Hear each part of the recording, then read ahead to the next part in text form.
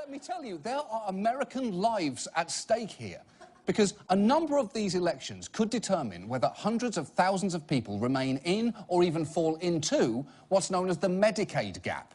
And I know that sounds like a terrible clothing chain where you can buy khaki hospital gowns sewn by children in India, but amazingly, it's even worse than that.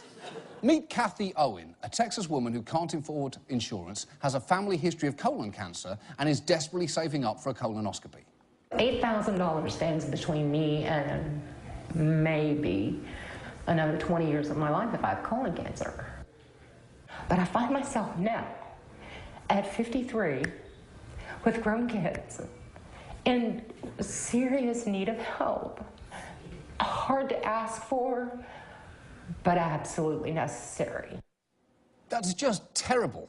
$8,000 should not be the difference between living or dying. It should be the difference between buying this authenticated bass guitar signed by Paul McCartney and this baseball supposedly signed by Kanye West. And, by the way, why does that object exist?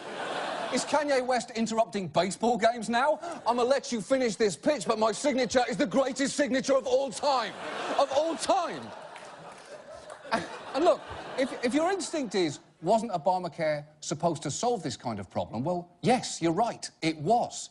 To oversimplify things just a bit, the idea was, under Obamacare, people without insurance would be split into two groups. Those who made upwards of 138% of the poverty line would be eligible to buy insurance with subsidies up to a certain point. And as for the poorest Americans, Medicaid, which had previously generally applied to children, their parents and the disabled, would have been expanded to include everyone else. At which point, with everyone insured, America was supposed to go outside, brush the dead leaves off the trampoline and celebrate with a backflip and a broken tibia.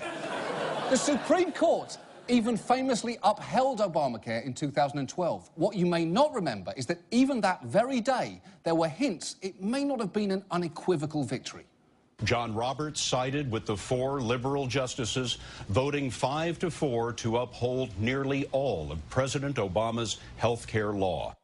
And there's the problem, because nearly all is not a reassuring statement. Healthcare is like a pair of gym shorts. Even if it covers nearly all of what it's supposed to, you're still left with some problematic gaps, and terrible things can happen. Let me explain. The Supreme Court struck down the part of the law which enabled the government to force states to expand Medicaid, which meant states could choose to reject the expansion, even though that would be an odd decision. Under the law, the federal government would pay 100% of the costs for the first 3 years, eventually decreasing to 90%. And I can't think of anything I would not buy if I only had to pay 10% of the price. Fred Claus on DVD? I mean, no thank you, but yes, I'll take it. Vince Vaughn is always good for 49 cents worth of yucks. Basically, for relatively little of their own money, states could cover all their poorest citizens. It was an exceptionally favourable deal.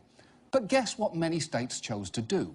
Texas will not be participating in Medicaid expansion. They're working hard to change the American dream into the European nightmare. This system we call Obamacare that we now see is going to be a train wreck, and I do not want the name of Mississippi emblazoned across that train when it leaves the tracks. Would you consider expanding a broken system? Of course not. Of course not. It's like a drug dealer. You give them your first hit free, and then they're hooked for years and years.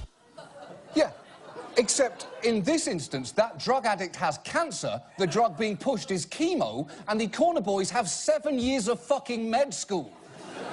20 states have so far declined to expand Medicaid, leaving over 3 million people in the Medicaid Gap. People in the illogical situation of not making enough money to receive government assistance. Just listen to LaShawn Horde, a diabetic who at one point was forced to reuse needles to save money. I don't make enough money to get the insurance through the federal government, and then I make too much to get Medicaid. And I cannot afford the insurance that's offered at my job. So I'm just hanging in the air. It's hard to explain how disappointing it is. Okay, the word disappointing does not quite cover it. Disappointing is your child dropping out of college to be a street mime. Gerald, your mother's devastated. Do not pretend you can't hear me inside that glass box. I know you can hear me, Gerald. This kind of situation is not disappointing, it's fucking tragic. The frequent argument for states refusing the expansion is they couldn't bear the increased cost. Although it is worth noting that, to their credit, even fiscally conservative Republican governors like Jan Brewer, Chris Christie, Mike Pence and John Kasich did expand Medicaid in their states, despite being firm opponents of Obamacare. I don't support Obamacare. I want to repeal it, but I did expand Medicaid because I was able to bring Ohio money back home to treat the mentally ill, the drug addicted, and to help the working poor get health care. Because you oppose Obamacare doesn't mean when you have an opportunity to bring these $14 billion of Ohio money back to Ohio, that's not Obamacare, that's Medicaid. You know what? Good for him.